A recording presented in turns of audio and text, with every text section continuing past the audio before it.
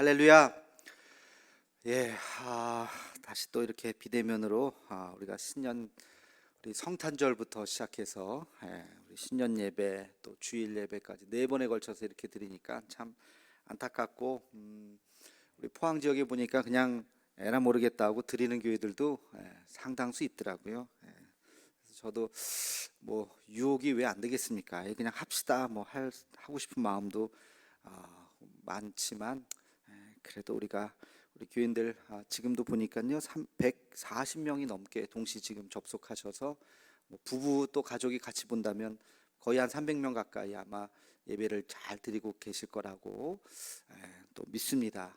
그래서 예배당은 썰렁하지만 그러나 여기에 우리 300명, 500명 우리 성도들이 있다는 마음으로 우리 함께 같이 또 은혜 가운데 우리 올해 첫 예배, 주일 예배를 주님 앞에 올려드리면 좋겠습니다.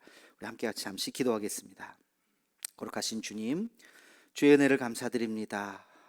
우리 코로나 바이러스로 인해서 한 자리에 모여서 예배 드릴 수는 없지만 그러나 흩어진 우리 가족들 각 가정에서 영상을 통해서 이렇게 예배를 드립니다. 올 한 해 예배에 승리하게 도와주시고 어느 곳에 있든지 온전한 예배자로 서게 하여 주옵시며 우리 대도의 가족들 하나님 서로 그리워하는 것만큼 서로를 위해서 기도하고 격려하고 위로할 수 있는 우리 모두가 되게 하여 주시옵소서.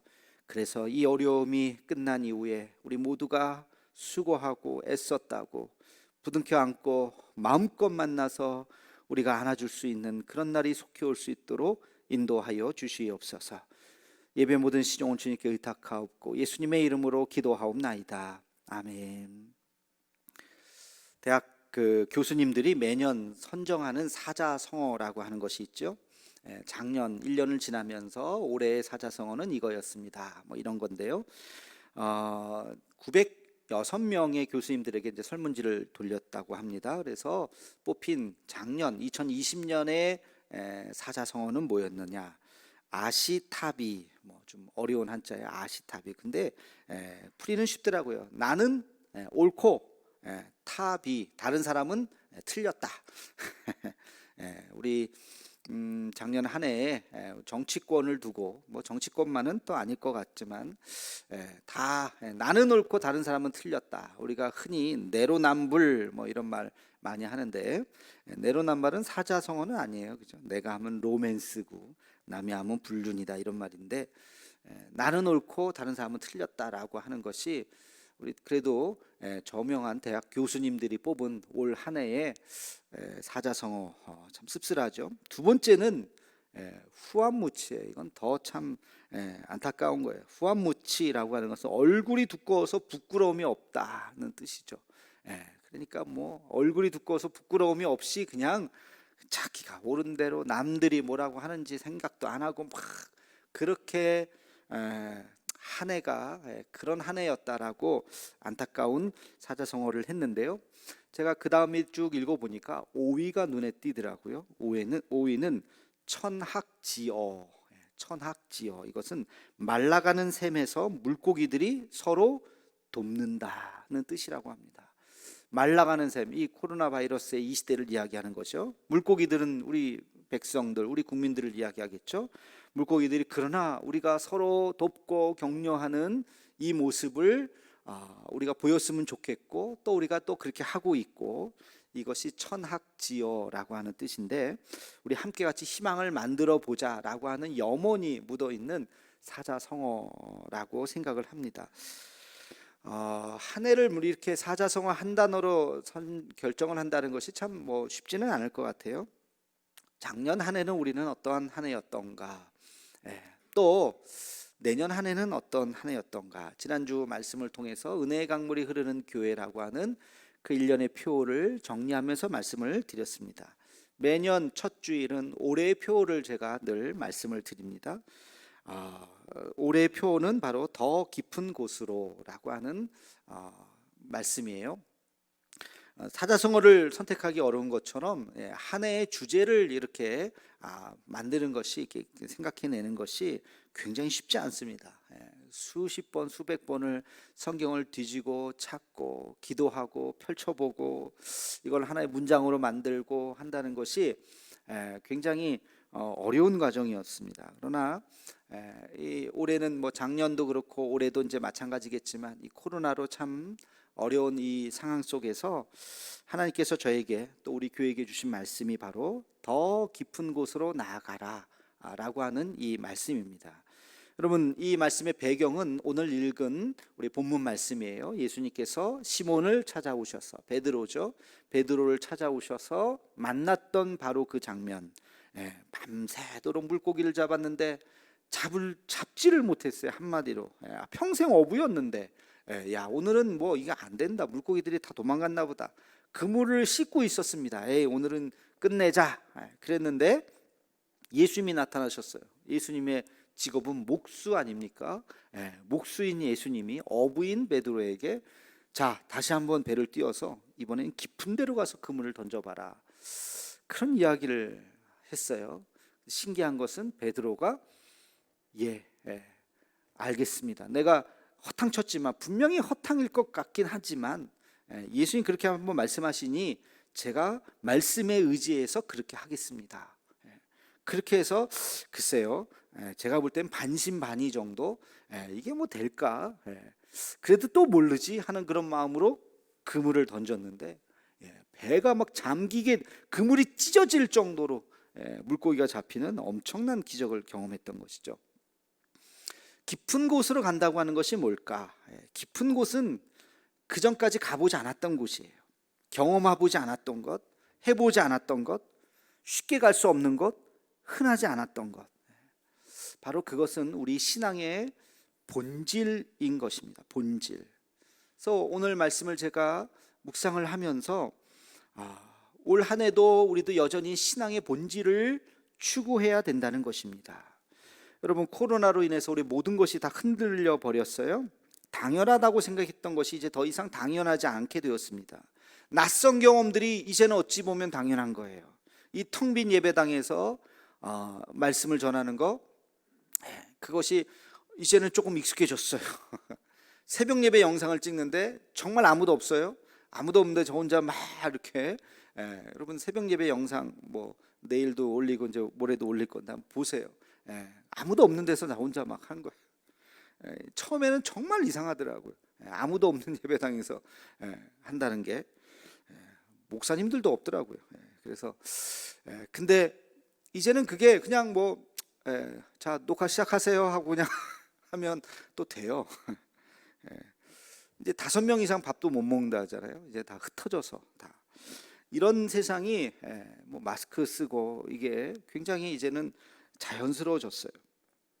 교회에서는 대부분의 행사가 다 멈춰 버렸습니다. 그렇죠? 행사 있는 교회가 어디 있겠어요? 이제 이벤트 뭐 이런 프로그램 다 할 수가 없어요. 다. 그러나 멈추지 않은 것들이 있어요. 멈추지 않은 것. 그것이 뭘까요?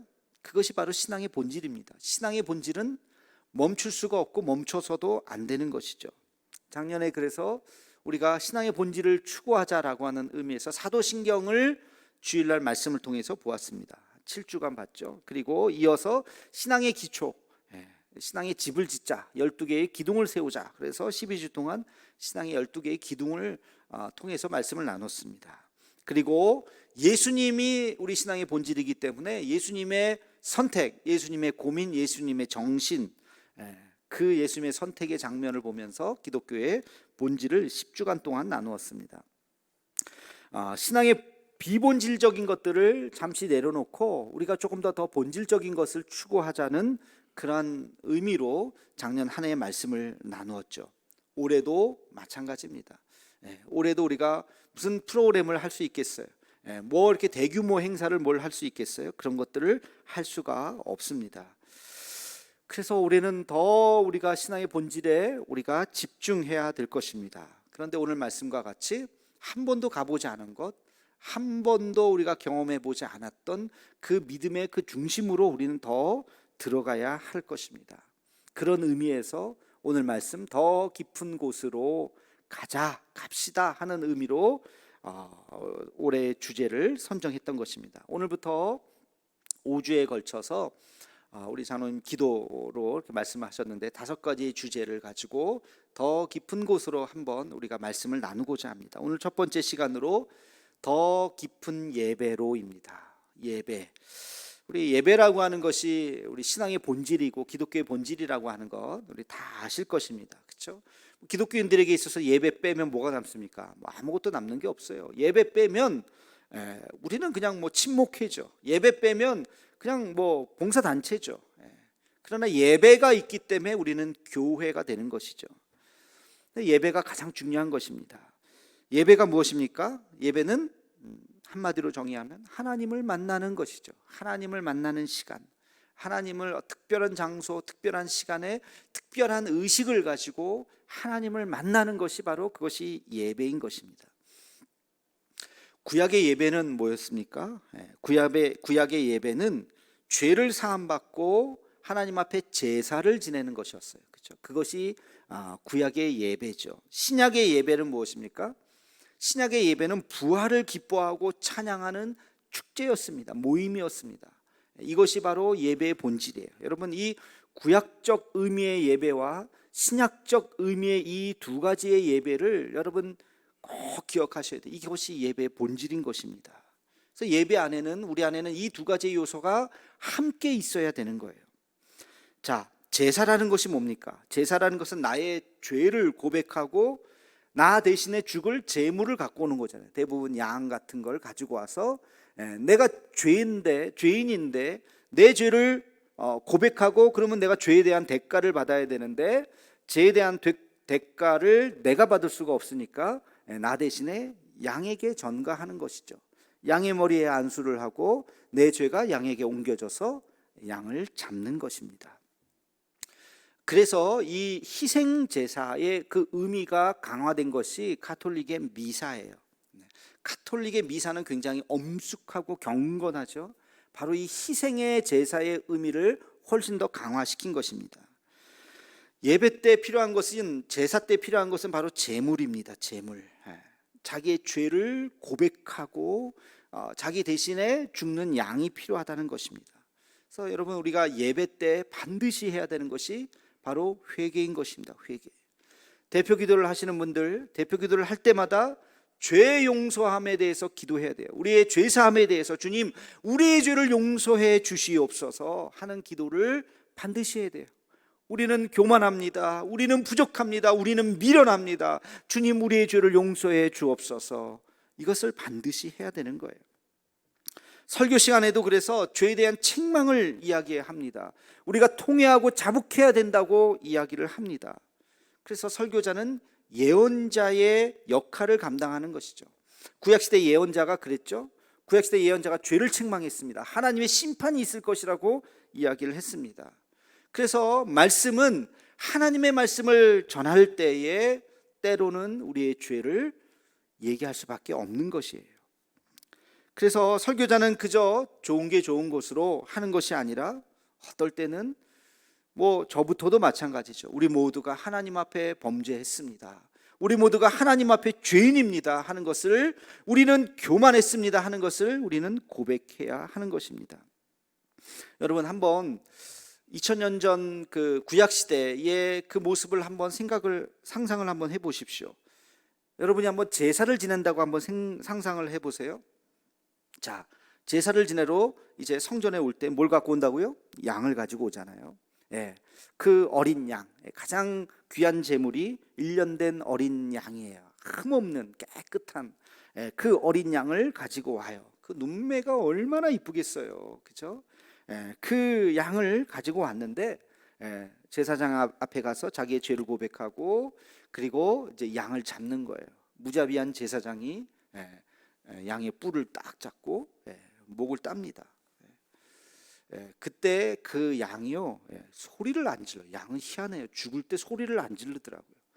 눈이 커져요. 제가 실제 몽골 가서 양을 잡는 모습 바로 옆에서 1m 앞에서 지켜봤거든요. 눈이 이렇게 커져요. 딱 누워요. 이렇게. 실제로 그렇게 죽이는지는 구약 시대 때 그건 모르겠지만, 하여튼 몽골에서는 그렇게 양을 잡더라고요. 이렇게 하더니만 칼로, 단도예요. 짧은 칼이에요. 그래서 피를 쫙 뺍니다. 굉장히 끔찍하고 막 볼 수가 없어요. 너무 막 가슴 아프고. 근데 그 양이 왜 죽어요? 나 때문에 죽잖아요. 내 죄 때문에 죽잖아요. 내 죄 때문에 죽는 그 모습을 지켜보면서 내가 저렇게 죽는 거예요. 내가 저렇게 죽어야 되는 거예요. 근데 그 양이 그렇게 찢기고 그 다음에 가죽이 벗겨지고, 번제라고 하는 것은요 다 각을 뜨는 거예요. 토막을 내는 거예요 다. 여러분, 그렇게 하는 것을 옆에서 보면서 뭐 무덤덤할 사람이 있어요? 마음이? 아니죠. 막 볼 수가 없죠. 눈을 돌리죠. 끔찍하죠. 막 계속 그 잔상이 아마 오랫동안 남을 것입니다. 근데 그걸 보게 합니다. 왜? 죄란 그렇게 무서운 것이다. 죄의 대가라고 하는 것이 얼마나 무서운 것인가를 네가 네 눈으로 보라는 것입니다. 그거를 본 사람이 다시 또 죄를 짓는다? 다시 또 죄를 짓는 게 또 인간이기도 하지만 죄를 안 지려고 노력하겠죠. 여러분, 그게 제사라는 거예요. 근데요, 바울은 로마서 12장에 보면 우리에게 이렇게 이야기합니다. 너희 몸을 하나님이 기뻐하시는 거룩한 산 제물로 드리라. 이것이 너희의 드릴 영적 예배다. 우리가 하나님 앞에 드리는 이 예배는 너의 몸을 하나님 앞에 드리는 제물로 드리는 그런 심정으로 드리라고 하는 것입니다. 이것이 예배예요. 예배는 바로 이런 희생의 의미가 있는 것입니다. 여러분, 우리가 더 깊은 예배로 나아가자라고 하는 이 구호가 뭐 예배를 오래 길게 2시간 3시간 드리자는 게 아니에요. 뭐 시간이 뭐 길고 설교 시간이 길게 하자는 그런 의미가 아닙니다.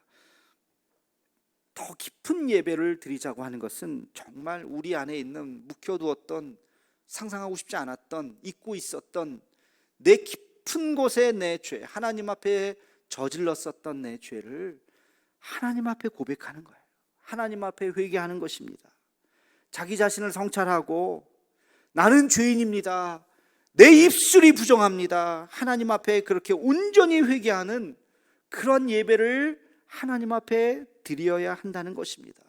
그럴 때 당연히 눈물이 나지 않겠습니까? 자기 죄를 보는데, 양이 내 앞에서 끔찍하게 죽어가는 모습을 보는데 허허 하고서 웃을 사람이 있겠어요?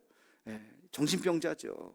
정말 눈물 흘려서 볼 수밖에 없는 그런 모습, 하나님 앞에 그렇게 통회하고 자복하고 하나님 앞에 나아가는 것이 구약적 제사의 의미고, 그것이 우리의 예배가 되어야 할 줄로 믿습니다.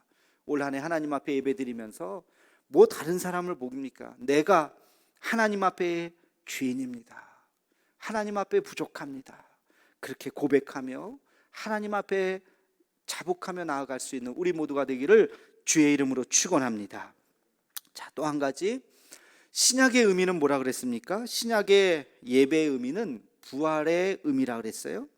신약의 성도들이 토요일 안식일 날 예배 드리지 않고 언제 드렸습니까? 안식 후 첫날 일요일 날 예배를 드렸어요. 왜 일요일 날 예배를 드렸어요? 그날이 부활하신 날이기 때문에, 예수님께서 부활하신 날이기 때문에. 그래서 그들이 일요일 날 모여서 예수님이 부활하셨습니다, 이것을 외쳤던 거예요. 오늘 예수님이 부활하셨습니다, 오늘 예수님이 부활하셨습니다. 여러분, 부활은 기쁜 날이에요, 슬픈 날이에요? 기쁜 날이잖아요. 기쁜 날. 그래서 신약의 성도들은 부활의 주님을 찬양하면서 축제의 예배를 드렸던 것입니다. 부활은 기쁜 날이요, 부활은 기적의 날이요, 부활은 축제의 날인 것입니다. 그래서 예배 때마다 기쁨과 감격이 넘쳤던 것입니다. 여러분, 이 부활의 소식은 메시지가 되어서 사람들에게 전했어요.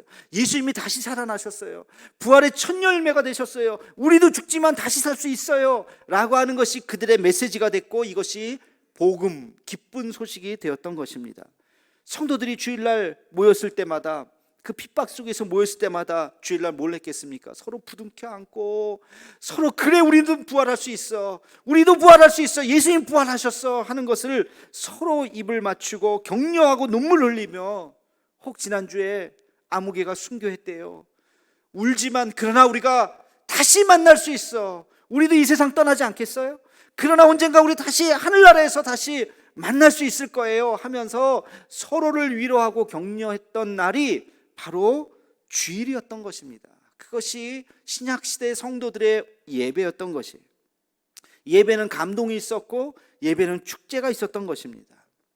우리 장로교 예배의 형식이 말씀을 강조한 것까지는 좋아요. 60분 예배 중에 설교 시간이 절반 되잖아요. 말씀을 굉장히 강조한 것까지는 좋은데 우리 장로교 예배의 가장 큰 안타까움은 축제와 감격을 잃어버렸다는 거예요. 경건을 강조한 것까지는 좋은데 경건을 강조한 나머지 예배가 너무 경직되어 버렸어요.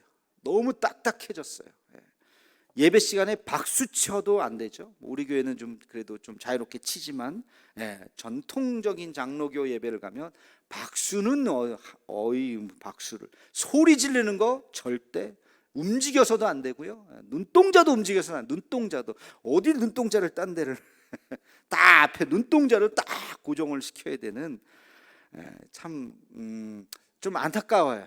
우리 예배가 그렇게 경직된 예배 딱 앉아가지고 이렇게 이게 약간 유교 문화하고 믹서가 돼갖고 우리 한국 기독교가요 유교 문화하고 이렇게 탁 뭐랄까 이렇게 탁 궁합이 맞았다 이렇게 딱 맞는 거 있잖아요. 접합이 쫙 되는 거. 그 중에 하나가 이 장로 제도하고 이 예배 문화예요. 그러나 예배 본질은 그것이 아니죠. 신약 시대의 예배는 그것이 아닙니다. 그래서 오순절 교단 같은 거 순복음 계열이죠. 오순절 교단은 예배를 축제화했죠. 예배 때 다 일어나서 찬양을 하죠. 다 일어나서 뭐 찬양만 합니까? 춤을 춥니다. 춤을 춰요. 소리 높여서 통성 기도를 해요. 그리고 서로 안아주고 서로 박수치고 그렇게 예배를 합니다. 저도 가보진 않았지만 영상을 통해서 아프리카에서 예배드리면 3시간 동안 예배를 드린대요. 1시간 찬양하고 1시간 설교 듣고 1시간 기도회를 한대요. 이게 무슨 집회가 아니라 매주 예배를 그렇게 한다고 하더라고요. 그들은 워낙 또 흥이 많아서 뭐 찬양할 때 뭐 이런 자석이 없어요. 그냥 바닥에 있다가 다 일어나서 춤을 추고 뭐 그런 예배. 그러니까 아프리카는 이 오순절 계통의 교단이 가서 성공할 수밖에 없는 거예요. 장로교는 딱 의자가 있어서 딱 앉아서 예배 순서대로 착착착착 해야 되니까 아프리카 사람들은 힘들어서 뭐 안 되는 거죠. 그래서 우리에게 이 예배 회복이라고 하는 것이 이런 의미로 우리가 다시 한번 생각해 보아야 합니다. 왜? 우리에게는 혹시 예배의 생명력을 잃어버렸던 것은 아닌가? 예배에는 감격이 있어야 되고 감동이 있어야 됩니다. 예배의 순서 중요하죠. 그러나 때로는 순서를 뛰어넘을 수도 있어야 돼요. 왜? 그 안에서 성령의 역사하심을 우리는 경험해야 됩니다. 설교학을 배울 때요, 설교학 교수님이 우리에게 마지막으로 해주시는 이야기가 있어요. 잊혀지지 않는 얘기. 여러분, 설교문을 토시 하나까지 다 쓰십시오. 저도 그래서 토시 하나까지 지금 다 씁니다. 그랬습니다까지 맞춤표까지 다 똑같이 써요. 설교문을 완벽하게 토시 하나까지 다 쓰십시오. 그리고 강단에 올라갈 때 그것을 찢어버리십시오. 그렇게 이야기를 하더라고요. 아니, 다 열심히 썼는데 그걸 왜 찢어? 강단에 올라갈 때 그것을 이미 다 숙지하고 성령께서 이 시간 말씀해 주시는 그 은혜로 전하라는 것입니다. 저는 아직 그 정도 경지에 못 올라가서 찢지는 못하고 열심히 여기다가 가지고 옵니다만, 잘 쓰라고 하는 것은 잘 준비하라는 뜻이겠죠. 찢으라는 얘기는 뭡니까? 여기 원고에 매이지 말라는 거예요. 성령께서 이 시간 우리 가운데 역사하시는 그 성령의 은혜를 전하라는 것입니다. 여러분, 예배도 마찬가지예요. 예배의 순서가 있어요. 이런 순서대로. 그러나 더 중요한 것은 예배에 우리가 성령의 임재하심의 그 놀라운 은혜를 경험해야 되는 것입니다. 그래서 제가 오늘은 우리가 이렇게 한번 예배 때 가운 입고 이렇게 올라왔지만 3부 예배 때 가급적이면 내려가서 저도 원고에서 조금 자유로워서 말씀을 좀 전하고 하려고 하는 것이 저 나름대로의 방법이에요. 그것이. 그래서 함께 같이 좀 더 가까이, 지금은 뭐 가까이 할 수 없는 상황이지만 좀 더 가까이 가서 뭐 그렇게 하려고 저도 나름대로는 애쓰고 있습니다. 여러분, 예배는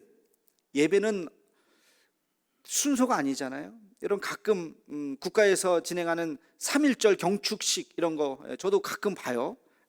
8.15 경축식 뭐 이런 거 하잖아요. 대통령이 나와서 이렇게 진행하는. 그거 처음부터 끝까지 재밌다고 보시는 분 있어요? 이런 거 하나보다 하고 그냥 하고 그거 처음부터 끝까지 절대 볼 수 없을걸요. 너무 재미없고 그 순서 하나가 나름대로는 의미 있게 만들었겠죠. 그 순서 하나하나가. 근데 너무 경직되고 움직이지도 못하고 딱 앉아갖고 우리 예배가 그래서는 안 된다는 거예요. A.W. 토저라고 하는 분이 있습니다. 이분이 이렇게 얘기했어요. 성령을 경험하지 못한 예배는 예배가 아니다. 참 무서운 말이에요. 여러분 예배 시간에 성령을 경험하십니까? 성령을 경험하지 않는 예배는 더 이상 예배가 아니라는 것입니다. 우리는 예배를 통해서 성령의 음성을 들어야 됩니다. 예배를 통해서 우리의 마음이 막 움직여야 됩니다. 예배를 통해서 우리는 결단하고 우리의 삶을 돌이켜야 되는 것입니다. 이것이 진정한 예배인 것이에요. 오늘 우리가 드려지는 예배가 이런 예배가 되기를 주님의 이름으로 축원합니다. 요한복음 4장 24절에 보면 하나님이 찾으시는 분이 누군가 하고 나옵니다. 여러분 잘 알죠? 하나님이 찾으시는 사람은 누구예요? 예배하는 자를 찾으시느니라, 그렇게 말씀하고 있어요. 하나님이 왜 예배하는 자를 찾으실까요? 예배는 신앙의 기본이기 때문에, 기본기이기 때문에 그래요.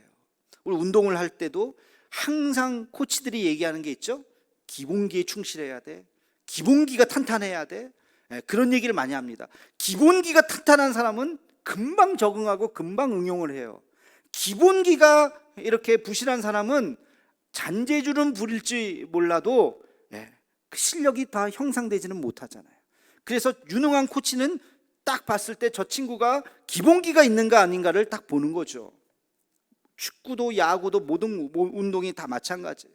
여러분 우리 신앙의 가장 중요한 기본기가 뭐예요? 예배예요. 예배 드리는 자세를 딱 보면 하나님이 안다는 거예요. 내가 일을 시킬지 말지 안다는 거예요. 예배를 하는 자를 찾으시는 거예요. 왜? 쟤는 예배 정말 잘 드린다. 하나님께서 그를 통해서 사용하신다는 것입니다. 신앙의 기본기는 예배예요. 올 한 해 다시 한번 우리가 신년 첫 주에 예배를 강조합니다. 예배를 통해서 우리는 하나님을 만나야 돼요. 예배를 통해서 우리의 신앙의 기본이 다져져야 되는 것입니다. 그래야 하나님께서 우리를 통해서 역사하게 되는 줄로 믿습니다. 올 한 해 드려지는 우리 예배 속에 회개의 눈물이, 구약의 제사와 같은 회개의 눈물이 있기를 축원합니다. 통회하고 자복하는 역사가 있기를 축원합니다. 그리고 올 한 해 드려지는 우리 예배 속에 기쁨과 감격의 축제와 같은 은혜가 있기를 간절히 소망합니다. 서로를 향한 격려와 축복이 넘치기를 주님의 이름으로 축원합니다. 올 한 해 예배를 통해서 다시 우리가 새롭게 거듭나고 그리고 주님 앞에 온전히 쓰임받을 수 있는 하나님이 찾으시는 사람들이 우리 모두가 되기를, 우리 대도교회가 되기를 주님의 이름으로 축원합니다. 기도하겠습니다. 사랑의 하나님, 올 한 해 더 깊은 곳으로 나아가는 우리가 되기를 소망합니다. 더 깊은 예배를 드리게 하옵시고 예배 안에 온전한 회개와 온전한 감격을 동시에 경험하는 우리가 되게 하여 주옵소서.